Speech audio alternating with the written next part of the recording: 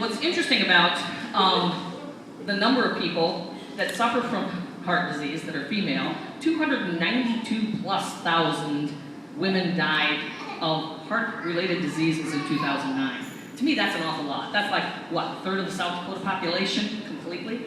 And so we need to be doing something about it. And most women, there's only 54% of the people in this country that are female that really know that heart disease is the #1 killer of women.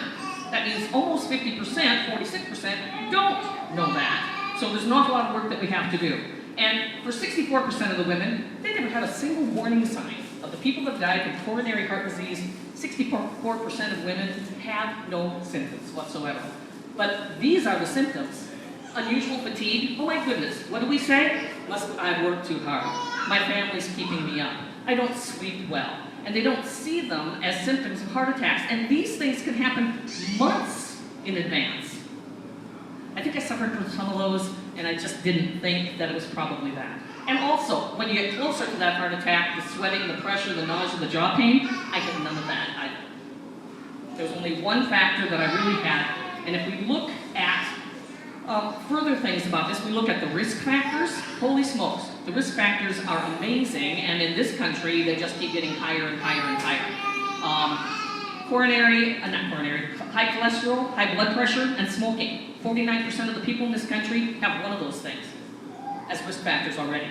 And we look at diabetes is a risk factor, and yes, I was diagnosed with diabetes after I had the procedure to put in 2 stents and a balloon that cleaned out another one. And healthcare dollars, 1 in every $5 we spend in this country on healthcare is spent on diabetics. Scary, scary, scary. And what we're doing with our life in this country is even scarier. And you know what? I was one of those that denied and denied and denied. But this is a real place, the heart attack drill. We saw one of those, I think in Texas. And if you were 350 pounds, you got food free. But we encourage that. I mean, think of the millions of dollars, billions of dollars that we spend on diets. I don't think they work because we keep getting more and more money spent on diets. But this is our reality, I think.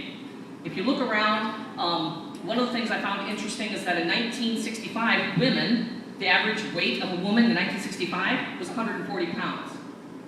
In 2005, which is a number of years ago, it was 164 average weight.